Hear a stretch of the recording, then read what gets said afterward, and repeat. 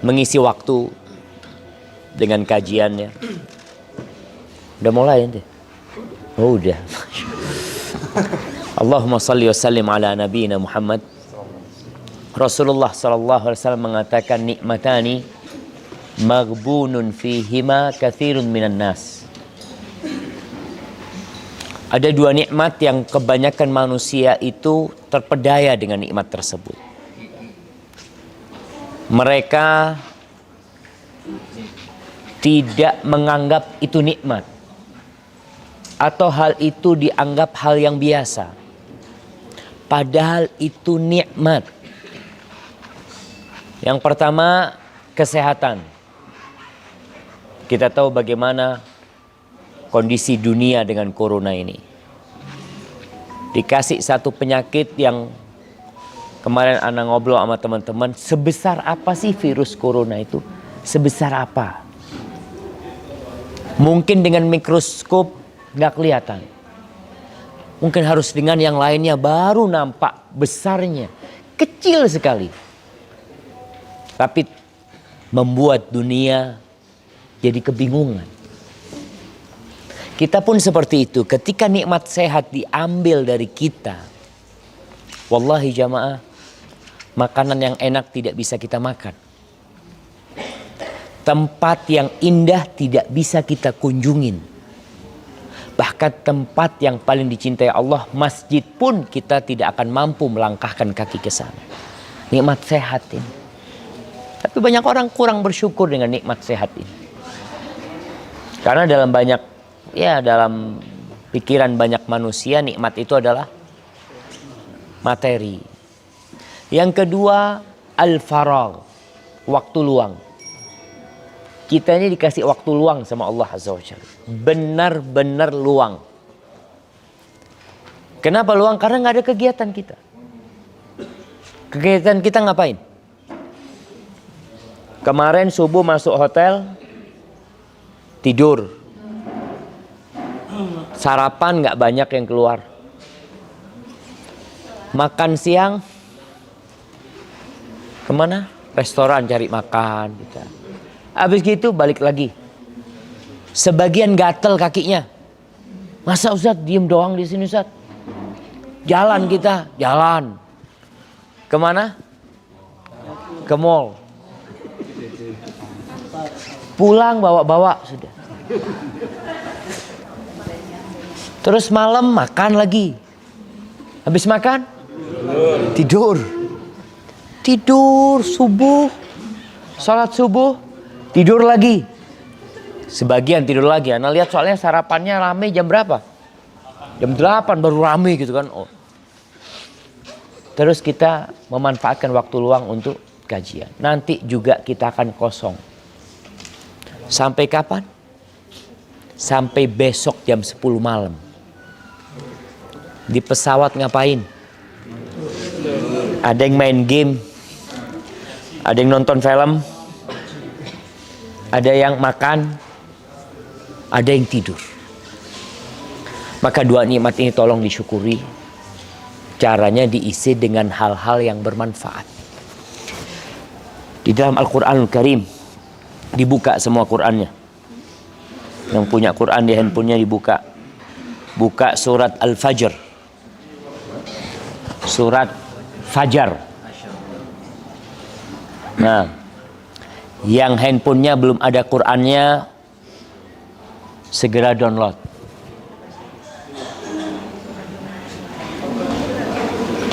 Udah dapat?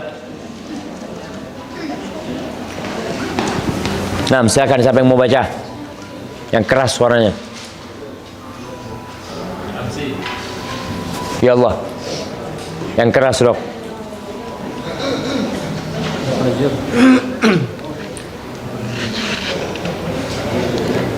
Ketemu apa enggak?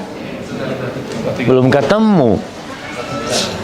Surat 89.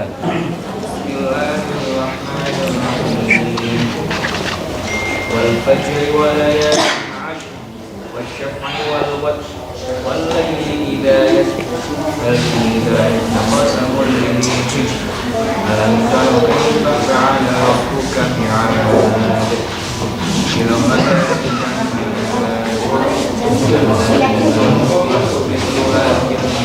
Barakallahu fiik. Allah bersumpah jemaah, wal fajri, demi fajar. Kalau kita melihat sumpah Allah dalam Al-Quranul Karim, Allah bersumpah demi waktu. Ada demi fajar, ada demi asar.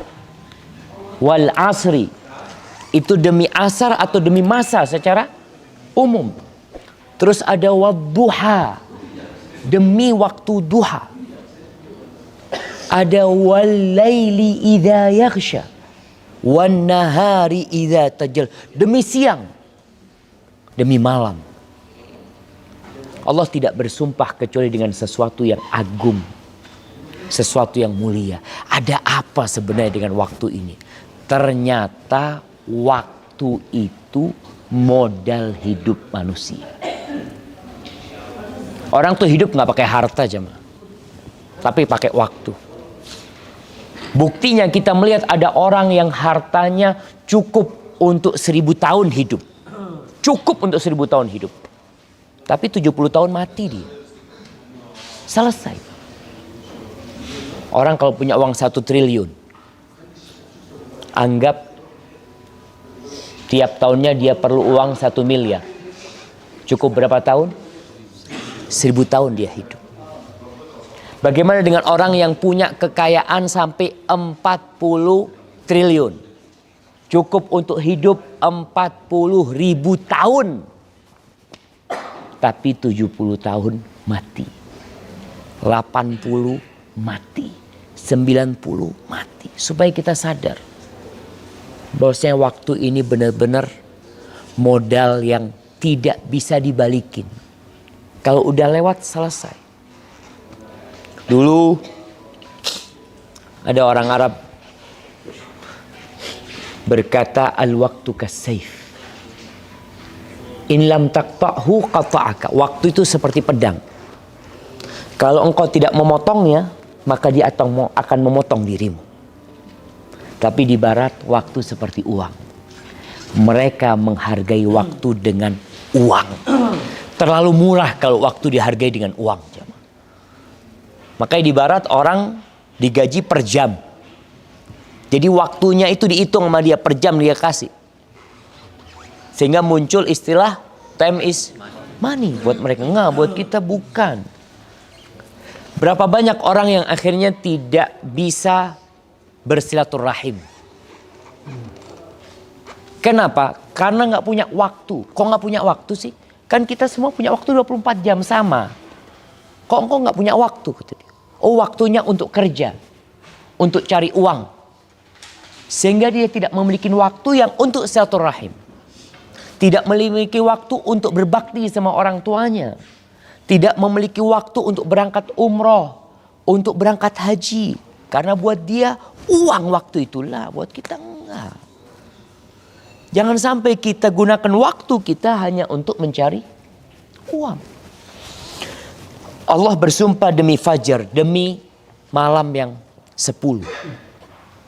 10 malam itu malam apa jemaah? Jadi waktu ini ternyata kualitasnya beda-beda. Sebagaimana dalam mencari dunia ada prime time kata mereka. Waktu yang sangat mahal waktu tersebut. Orang mungkin punya waktu weekend buat keluarga. Mereka punya waktu untuk liburan. Di dalam agama kita pun waktu itu beda-beda. Dalam 24 jam ini ternyata kualitas waktunya beda-beda. Waktu yang paling mulia kapan? Sepertiga malam akhir. Di saat orang terlelap dalam tidurnya. Ternyata itu waktu paling mahal. Tapi kita gak kebayang. Tiap hari kehilangan waktu yang paling mulia kita gak kebayang. Bukan gak kebayang ya, gak menyesal. Gak ada perasaan. Ya Allah, tadi ana gak sempat berdoa. Tadi ana gak sempat sholat witir. Tadi ana gak sempat istighfar. Tapi anak istighfar habis subuh, beda kualitas waktunya. Anak istighfar waktu duha, berbeda kualitas waktunya. Sepertiga malam akhir itu, waktu nuzulir Rabb. Waktu turunnya Allah Azza wa Jal. untuk mendengarkan keluhan-keluhan hambanya. Semalam ada sebagian yang berangkat ke mana? Kedutaan mungkin, KBRI.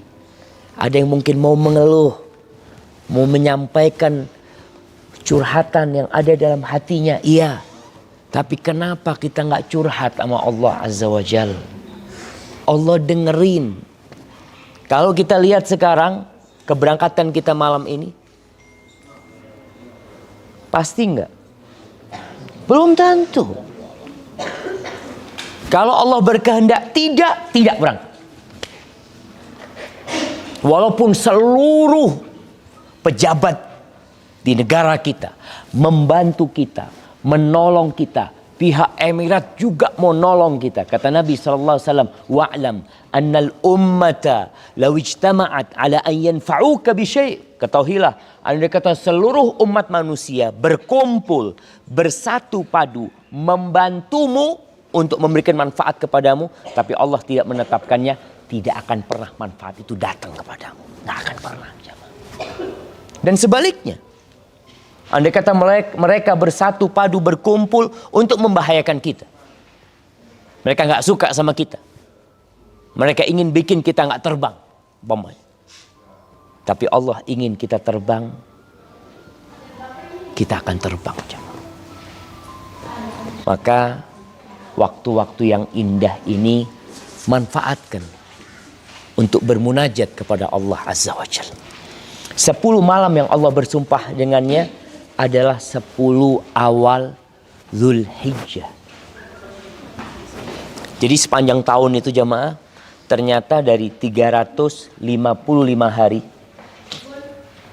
Berapa hari? 355 hari. Ada 10 hari yang lebih baik daripada semua hari itu. 10 awal Zulhijjah.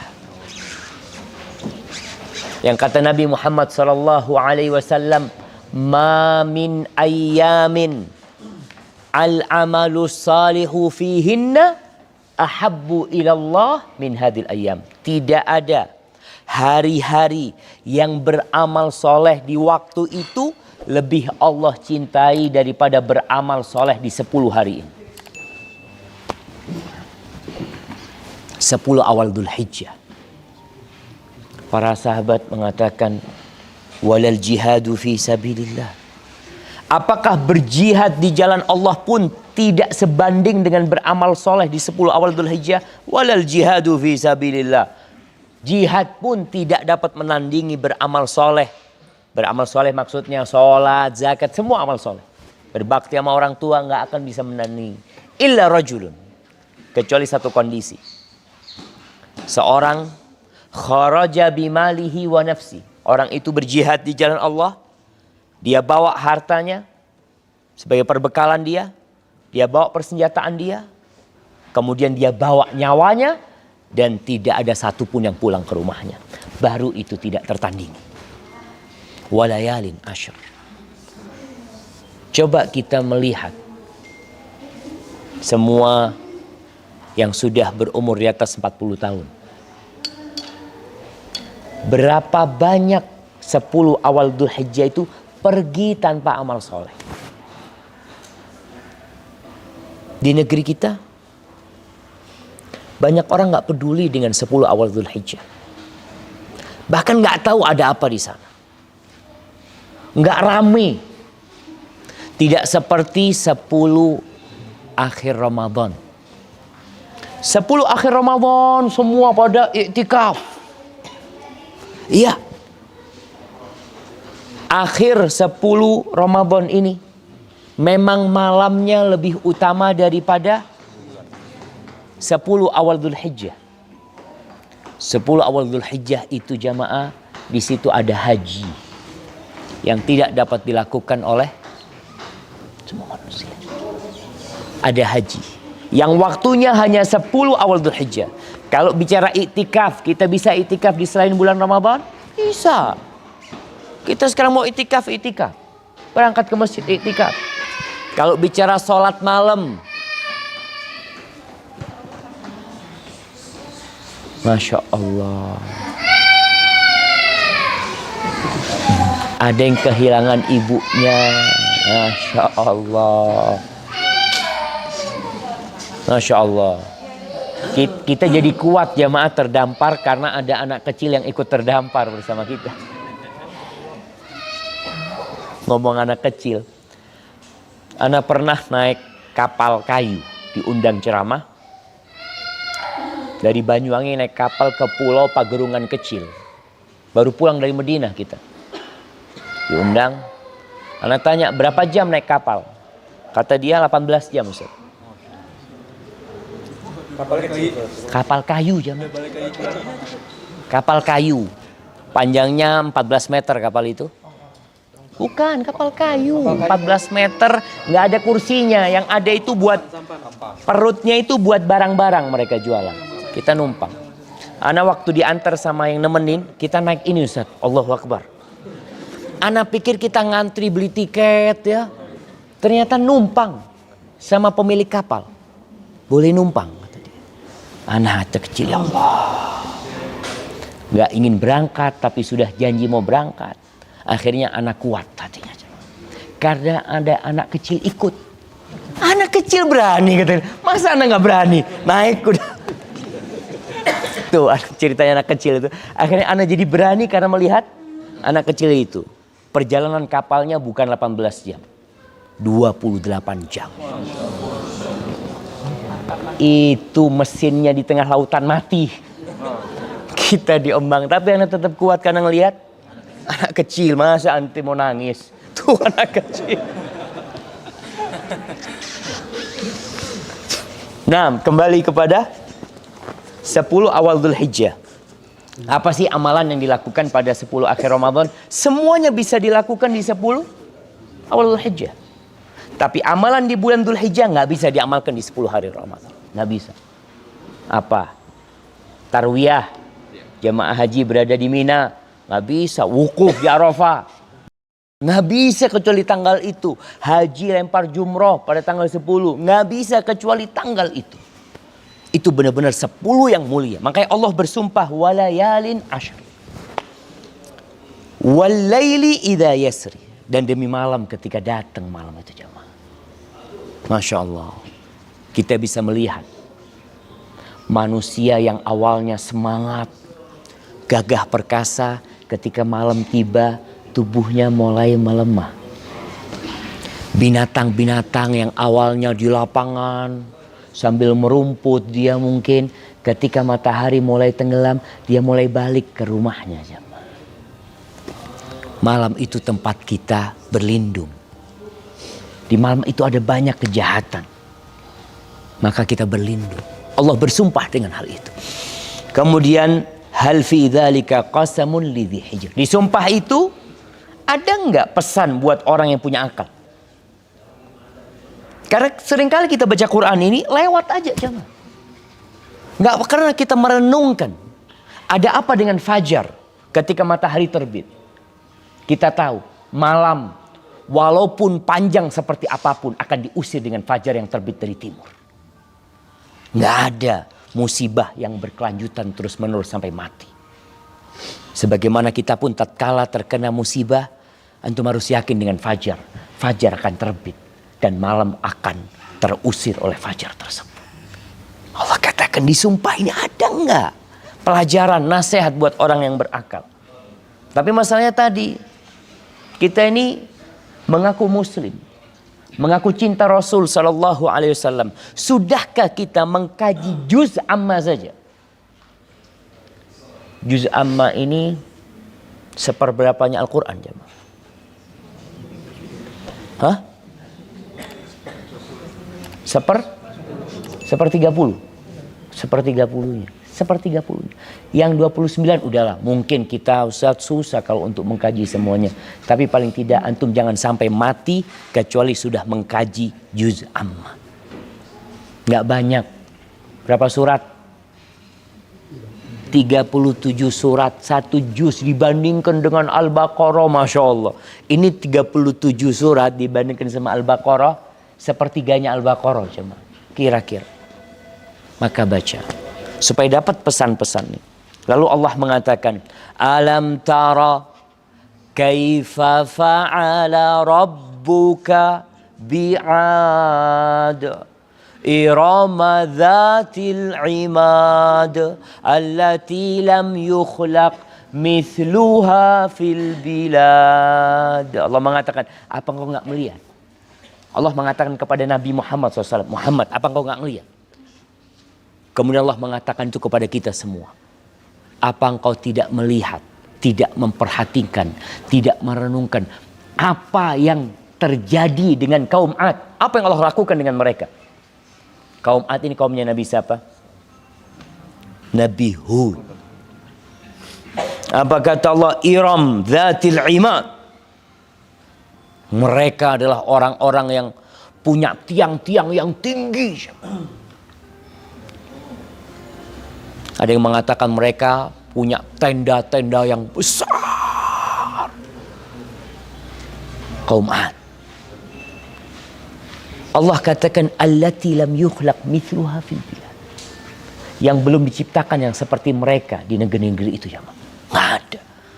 Ada yang mengatakan mereka orangnya besar-besar. Kaum Ad ini bangsa Arab. Tinggalnya yang nggak jauh dari sini. Apa yang terjadi dengan negeri-negeri mereka? Mana bangunan-bangunan tinggi mereka? Hilang. Tinggal cerita. Kita hanya dengar cerita. Mungkin sebagian orang ada yang punya keinginan, anak kepingin lihat tempatnya. Nggak tahu kemana mereka. Negeri mereka hilang. Yang mungkin masih terlihat, wa Thamud. Alladzina jabu sakhra bil wad. Kaum Thamud, kaumnya Nabi Saleh. Masya Allah. Kaum Nabi Saleh ini punya 2 tempat tinggal. Dia punya istana-istana di lembah. Dia punya rumah-rumah di gunung. Di gua-gua aja, tapi gua itu dipahat. Gunung itu dipahat sama mereka. Mereka tidak jauh berbeda dengan kaum Petra. Kaum Thamud ini ada di daerah namanya Al-Ula. Dari Madinah ke Ula itu kira-kira 400 meter. Kalau kita dari sini ke perbatasan nggak jauh sebenarnya. Menuju ke kaumnya Nabi Saleh alaihissalam. Kaumnya Nabi Saleh karena mereka biasa memohat gunung-gunung. Mereka mengatakan kepada Nabi Saleh, Saleh, kalau engkau Nabi, fa'tina bi ayah. Datangkan bukti kalau engkau Nabi. Kalian minta apa kata dia? Kalau engkau bisa mengeluarkan onta yang bentuknya seperti ini, onta yang hamil, yang gede, onta hamil, kalau keluar dari batu kan keluar anaknya jemaah. Onta yang hamil, yang tinggi, yang besar, yang warnanya seperti ini, seperti itu, kami akan beriman. Subhanallah. Baik, amhiluni kata Nabi Saleh. Ya, kasih aku waktu. Nabi Saleh Nabi bukan Tuhan. Dia juga dapat menurunkan mukjizat kecuali Allah yang menurunkannya. Maka Nabi Saleh sholat. Setelah sholat, ya Allah akan keluarkan kata Nabi Saleh. Ditunggu nih kaumnya, duduk-duduk nih. Melihat, benar jemaah. Batu itu terbelah. Keluar onta dari sana jemaah. Allahu Akbar. Apakah beriman kaumnya? Enggak juga. Ada yang beriman. Tapi kebanyakan mereka tidak beriman. Ada satu pemimpin mereka mau beriman. Tapi enggak jadi beriman gara-gara siapa? Kawannya. Kawannya. Kok percaya sama soal itu sihir itu macam-macam. Ini pentingnya punya kawan baik. Makanya kita datang umroh nih bareng-bareng nih. Walaupun enggak sampai ke Madinah. Ana berbahagia sekali bisa punya kawan-kawan seperti bapak-bapak dan ibu-ibu. Masya Allah. Sampai ada jamaah yang ngomong, Ustaz, Masya Allah, jamaahnya Ustaz ini baik-baik banget Ustaz. Masya Allah. Nggak ada yang teriak-teriak, marah-marah, apa sabar semuanya Ustaz. Masya Allah. Benar jamaah. Kita disuruh mencari kawan yang baik. Jangan sampai seperti salah satu pemuka kaumnya Nabi Saleh. Nggak jadi beriman gara-gara kawan. Kita pulang umroh Di sini dapat kawan baik. Ke Indonesia, balik lagi ke komunitasnya. Dapat kawan-kawan yang lama, balik lagi. Di sini 5 waktu ke masjid. Masya Allah. Adzan berangkat, Ustaz. Berangkat. Masya Allah. Sampai Indonesia, dengar adzan ngopi sudah. Masjid. Aduh, nantilah umroh lagi baru ke masjid lagi. Maka kawan, apa yang terjadi dengan kaumnya Nabi Saleh? Subhanallah. Tamatta'u fi darikum 3 ayyam. Kalian silakan bersenang-senang 3 malam di rumah kalian. Dibunuh ontanya itu terakhir jemaah. Jadi ontanya itu dibunuh sama mereka. Punya anak ontanya itu. Kan hamil dia. Anaknya dikejar. Ibunya waktu mau dibunuh jerit ibunya itu. Supaya anaknya lari. Anaknya dikejar dan dibunuh. Akhirnya kaum itu Allah hancurkan. Dengan apa? Bukan dengan virus. Hanya dengan teriakan jemaah. Kemudian dikirim angin yang membuat mereka semua mati. Selesai. Dengan teriakan mati. Subhanallah. Terus siapa lagi? Allah katakan lagi. Wa Fir'aun dzil autad. Alladzina taghaw fil bilad fa aktsaru fiha al fasad fasabba alaihim rabbuka sawta adzab. Orang berangkat ke Mesir. Ngapain? Ngeliat piramid. Yang ada dalam bayangan mereka ketika melihat piramid siapa? Fir'aun. Ngelihat Sphinx. Ngelihat besar banget tempatnya. Ini mereka hebat. Kok mereka hebat? Kemana mereka? Kenapa engkau tidak berpikir kemana mereka kalau hebat? Mereka dapat membangun piramid begitu tingginya. Yang membangun itu mungkin juga kaumnya Nabi Musa yang diperbudak sama mereka. Dengan kezaliman mereka membangun itu. Sehingga mereka tinggal cerita.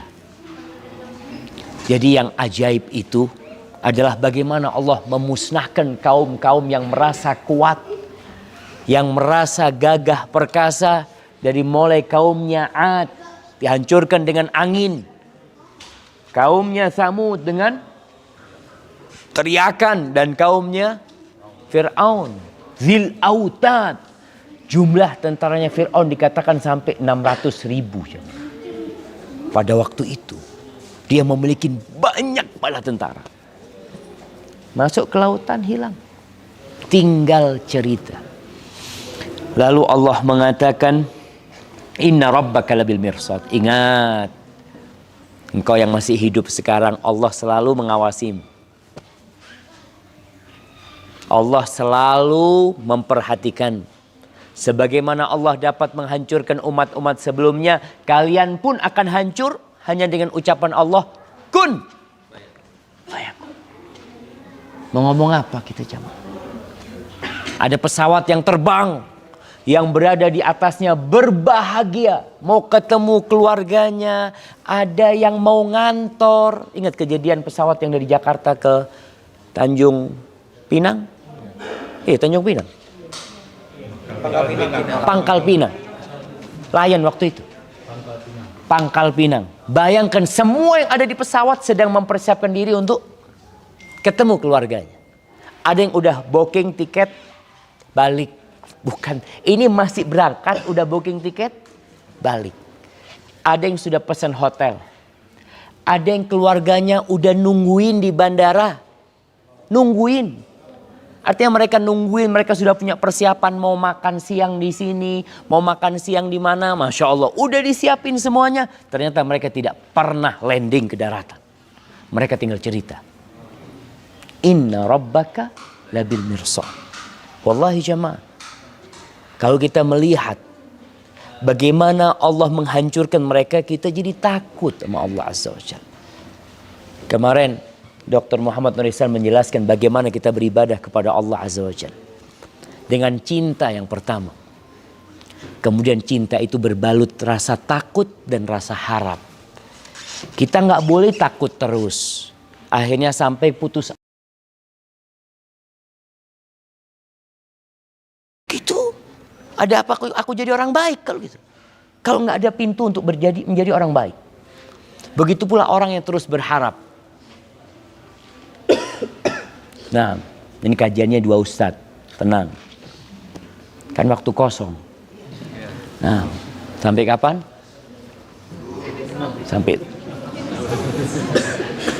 Sampai ke airport kita kajian.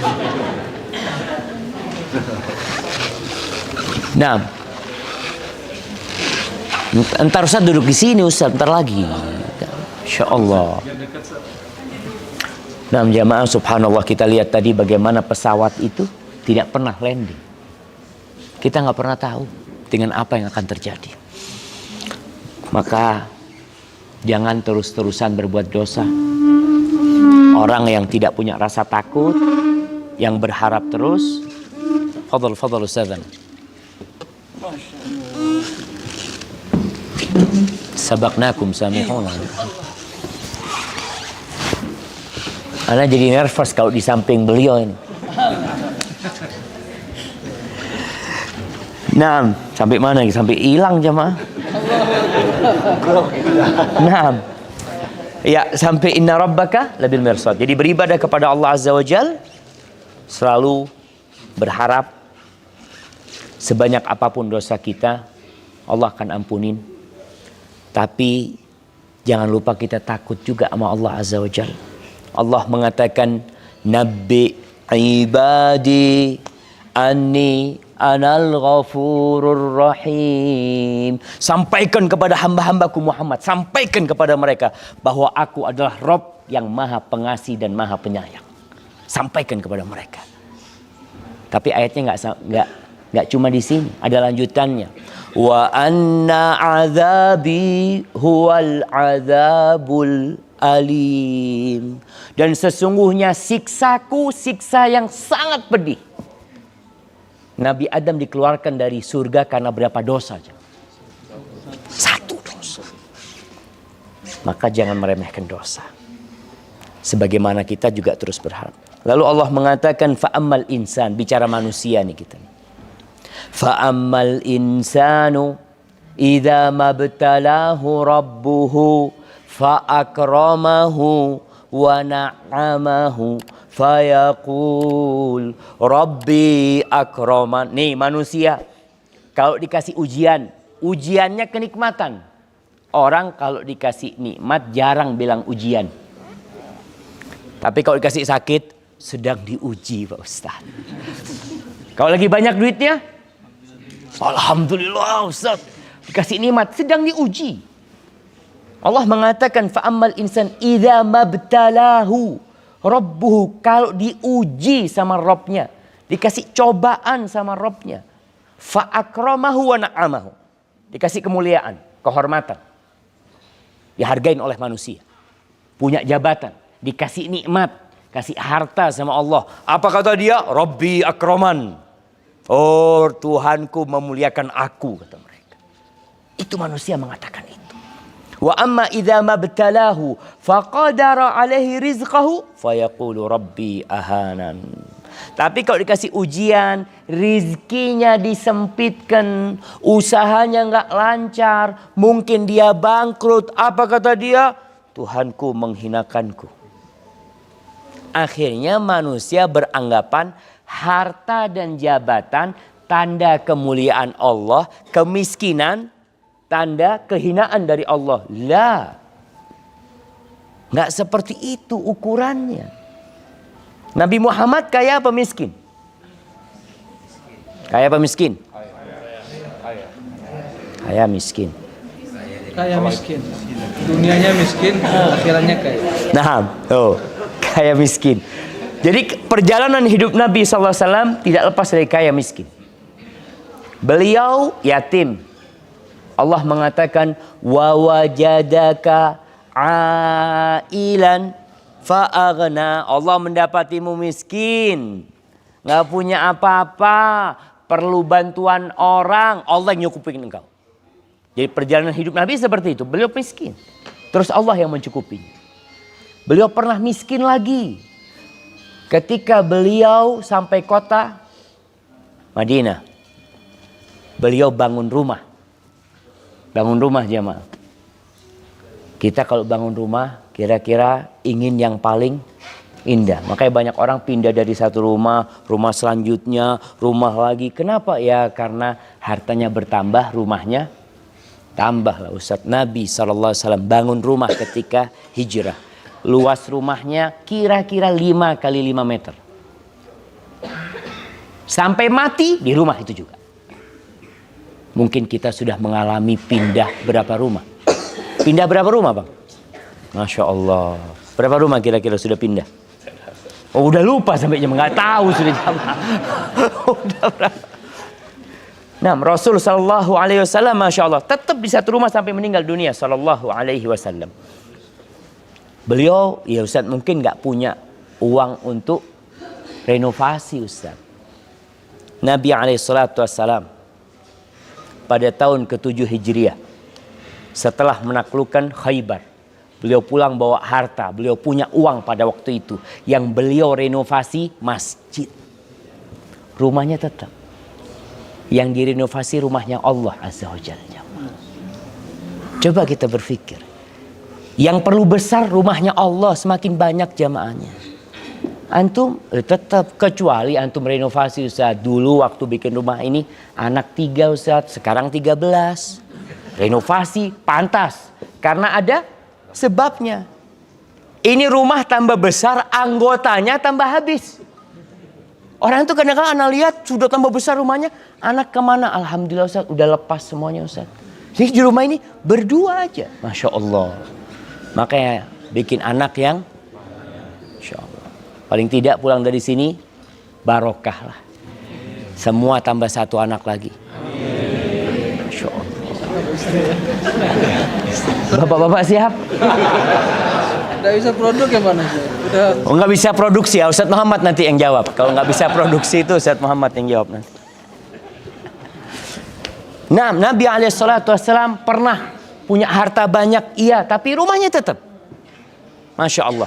Kenapa? Karena ada hal lain yang penting untuk direnovasi, untuk diperbaiki. Nabi ketika miskin, beliau berkorban ya 1 ekor kambing, 2 ekor kambing pada tahun ke-10 Hijriah. Rasulullah SAW membawa 100 ekor onta untuk dikorbankan ke Mekah. Jadi bapak-bapak hartanya bertambah, kurbannya tetap kambing, alhamdulillah. Terus sapi tetap 1 dari dulu. Iya Ustaz, kan kita sudah korban. Allah itu tidak nerima dagingnya atau darahnya, tapi takwa. Oh, Masya Allah. Kalau suruh, lah, tambah pinter-pinter manusianya nih jamaah. Gara-gara ngaji tambah. Nah, kita coba pertama. Rasul SAW nggak kaya. Beliau mengatakan, Laisal ghina an kathratil arad. Kekayaan itu bukan dengan banyaknya harta benda. Walakinnal ghina, ghina nafs. Tapi kekayaan yang sesungguhnya adalah kekayaan jiwa. Gimana kekayaan jiwa? 1 cukup. Kata Nabi SAW tentang kekayaan jiwa ini, Irda bima qasamallahu lak takun aghnan nas. Puaslah engkau dengan apa yang Allah berikan kepadamu, engkau akan jadi orang paling kaya di dunia. 1, kepuasan dengan apa yang Allah berikan. Orang punya handphone kalau nggak puas-puas jamaah, dia akan selalu melirik handphone temannya. Insya Allah, ganti handphone lagi antum ya. Insya Allah. Mulai dalam hati kapan ganti ya, Insya Allah. Karena cuma mau gaya, coba puas ya, Masya Allah. Tapi bukan berarti puas itu mobil kita tetap mobil yang kuno ya. Mobilnya tetap ya rusak-rusakan, tidak. Allah itu suka melihat nikmat yang Allah berikan kepada hambanya. Allah kasih nikmat kepada antum, ya gantilah baju, masa robek-robek terus. Motornya udah jelek ya gantilah. Karena pernah suatu hari Nabi SAW melihat seorang sahabat yang penampilannya penampilan orang miskin. Jangan. Ditanya sama Nabi SAW, Mada tamliku minal mal? Engkau punya harta apa yang kau milikin harta? Wah, aku punya onta sekian, punya kambing sekian loh. Tapi penampilannya kok kayak gini, kata Nabi SAW. Innallaha yuhibbu idza an'ama ala 'abdihi ni'matan an yuriyaha atau an yaraha ala ar-rajul hadha. Oh, kama qala Nabi SAW. Allah kalau kasih nikmat itu, Allah suka nikmat itu nampak di diri orang itu. Kelihatan ini orang berada gitu loh. Orang punya. Jadi sekali lagi ternyata harta itu bukan ukuran. Orang itu mulia atau orang itu hina. Tapi di negeri kita kalau orang nggak punya biasanya kurang diberikan. Bahkan rame di Indonesia itu sekarang menilai orang dari penampilannya. Yang pertama dilihat sepatunya. Insya Allah. Berapa nih sepatu? Berapa sepatu? Oh, nggak pakai sepatu. Nah, sepatu, lihat sepatu ya 5 juta umpamanya. Apalagi yang dilihat? Tas, emak tasnya. Jadi wallahu alam jamaah. Anak kadang-kala melihat ya anak mudah-mudahan diampuni sama Allah Azza wa Jalla. Melihat kadang-kala orang beli tas mahal. Kenapa ya? Ada yang berangkat ke toko tas, kata dia, Ustaz. Anak masuk ke toko tas itu, Ustaz. Orangnya mengeluarkan barangnya pakai kos tangan, Ustaz. Seret, kata dia. Pelan-pelan dia buka. Loh, kalau harus pakai kos tangan, ada apa dibeli gitu loh. Nanti dibeli kan nggak pakai kos tangan lagi yang bawa gitu kan. Pakai kos tangan, nanti disediakan ini dari kulit buaya. Buayanya itu dipelihara selama berapa ini. Dikasih makan ini. Ah, subhanallah. Hah? Buaya darat. Nah, melihat tasnya, dihitung, oh tasnya ya 9,5 M. Oh, nggak ada lah jamaah ya. 950 juta. Jamnya dilihat. Jam, berapa jam? 2 M jamnya. Allahu Akbar. Jamnya 2 M. Topi berapa, Bang?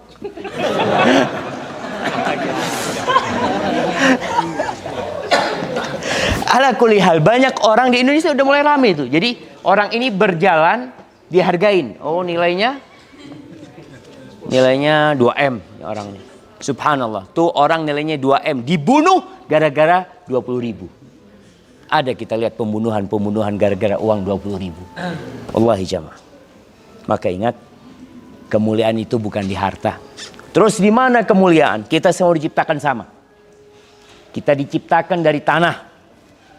Kalau bapak-bapak, ibu-ibu musim hujan kadang-kala lewat jalan yang becek, kita nggak kepingin ada lumpur di kaki kita. Kita nggak suka ada lumpur di sepatu kita. Kadang-kala kita lepas tuh yang namanya lumpur tanah itu. Padahal dari itu kita diciptakan.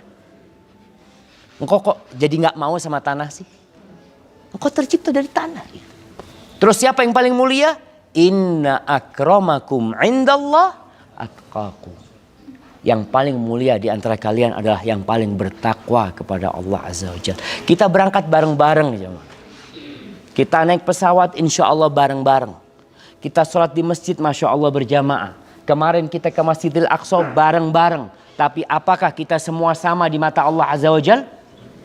Yang paling mulia adalah yang paling bertakwa kepada Allah Azza wa Jalla. Mungkin itu yang bisa saya sampaikan jamaah. Semoga kita pulang dari sini berlomba-lomba untuk mencari kemuliaan. Bukan berlomba-lomba mencari harta. Emangnya nggak boleh Ustaz? Boleh. Al-malu wal banun zinatul hayatid dunya. Wal baqiyatus salihat khairun inda rabbika thawaban wa khairun amala. Harta dan anak itu perhiasan kehidupan dunia.